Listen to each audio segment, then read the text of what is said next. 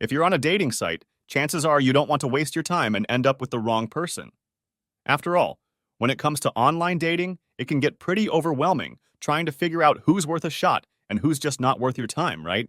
Especially if you're middle-aged. Maybe you've moved on from a past relationship or a broken marriage, and you're looking to start fresh. So, you might think that these days, finding love online is the easiest way to go. But here's the thing, if you're not careful, you could end up with someone who's just not the right fit for you, you know? Worse, you might end up in a narcissistic relationship. And in one of our videos, we shared how stressful it is to deal with narcissists, especially when they feel threatened by you. You don't want any of that, right?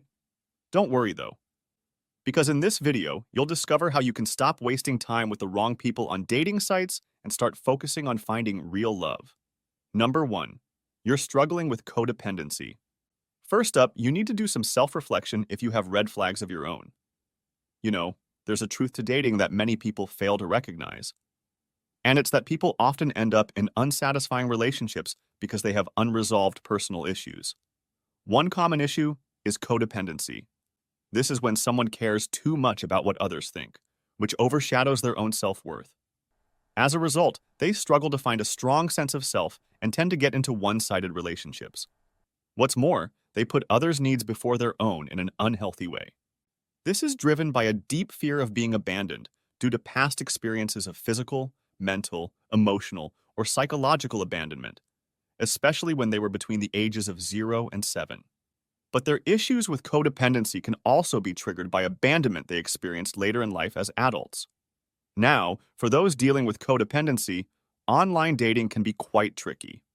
Without face-to-face interactions or the ability to read body language, even a simple pause during a phone call can trigger unnecessary worries. And let's not even get started on text-based communication. It often leaves them wondering why someone takes so long to reply, which only adds to their anxieties. So, you see, online dating can be a slippery slope for individuals struggling with codependency. And if they don't address that issue, they may end up being drawn to practically anyone who seems to offer them the reassurance they crave. These include people with a ton of red flags themselves.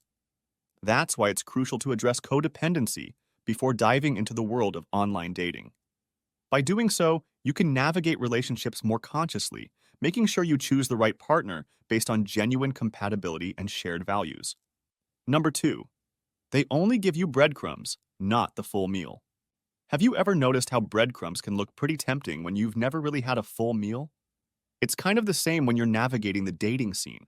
Perhaps you just got out of a toxic relationship, and you find yourself interested in someone who's the exact opposite of your ex-partner, so you're giving them your undivided attention and making them the center of your world. But what do you get in return? Hardly anything. You might even have to beg for their time and attention, and they'll only give it to you because you asked. If that sounds familiar, well, let's have an honest conversation about this. What they're doing just isn't enough. It's like you're serving them a full meal, and all they give you in return are breadcrumbs. Does that fill you up? Definitely not. So here's the thing. If someone you've made the center of your universe is only giving you breadcrumbs, yet they keep taking what you give them, that's a red flag. They're not the right person for you. You're an incredible individual and you deserve way more than just breadcrumbs. You deserve better than that. So why hold on when you shouldn't? Number 3. They act in a certain way that makes you keep proving yourself to them. Perhaps you have been so accustomed to feeling unloved and unseen. That's why when someone shows you attention, it can feel like it's proof that you matter to someone. As such, you would do anything for them, right? Well, imagine this. Let's say you're seeing someone who lives on the same street as you. So he sees you whenever you arrive from work. Then, just as you've unlocked your door, you immediately get a text from them saying, "I'll give you 5 minutes to get here." So you hurriedly toss your stuff from work and run to meet them. You're hoping to arrive within 4 minutes because you're desperate to prove your love. If you succeeded, maybe he would finally tell you, "See, you are deserving of my love," right? But do you think that's healthy? For us, it's not. The truth is that constantly yielding to the needs of others and proving your worthiness to someone are actually examples of dysfunctional behavior. That's people-pleasing, and that's not something you should do. Why? Because if you don't break the cycle by walking away, you'll keep trying to prove to that person that you deserve to receive their love. But that won't really happen. And they'll even recognize and leverage the power they know they have over you. That person, of course, isn't right for you. Believe us when we say you're not brought to this earth to become a doormat. It's not your life's purpose to know what people need and want and be the one to give it to them. You shouldn't be everyone to someone. Now, allow us to tell you how you can overcome your people-pleasing behavior. And the key to all that is by learning to put yourself first. Learn to do things for your sake and prioritize yourself. Overcome your tendency to put others first and yourself last. Remember, with the right person, you won't have to prove yourself to them, let alone do it over and over. By the way, make sure to subscribe if you've learned something new today. Number 4, you chase after them. Sometimes you have to be honest with yourself and ask, am I really chasing after this person? Why? The thing is, many people on dating sites tend to chase after others. And guess what? This happens offline too. Even Oprah herself admitted to pursuing men she was interested in. So, if you're in the dating scene and feeling unsatisfied with the current state of your relationship with someone, take a moment to reflect if you're being a chaser. Ask yourself if you're genuinely pursuing them while getting minimal time and attention in return. Because here's the thing. Some people actually enjoy being chased by someone they know is attracted to them. And if they're making you chase them through text messages, for example, they'll probably keep making you work for their affection. Now, if you realize that you're indeed chasing after someone, it might be best to end it. Because, let's face it, pouring your affection into a bottomless void is just not worth it. Number 5, you're in a one-way text situation. Have you ever been in a situation where you're the one always starting the text conversations? And if you don't, the other person doesn't reach out? It makes you wonder, do they really care about me? Am I even on their mind? Do they really want to get to know me? That's what we call a one-way texting scenario. Remember, when someone is genuinely interested in you, their actions will speak louder than words.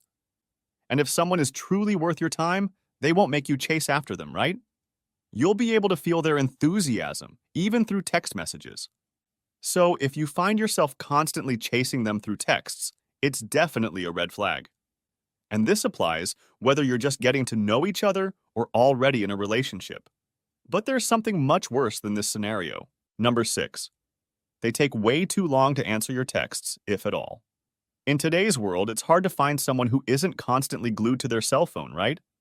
Of course, there are exceptions, and we totally applaud those individuals who can live without being attached to their phones. But when you're in the online dating space and getting to know people through apps, it's safe to assume that your phone is always within reach.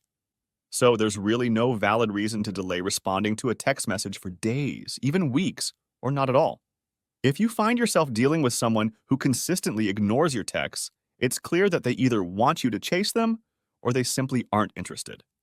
And in either case, it's not worth investing your time and effort into someone who isn't reciprocating your interest. Think about it this way.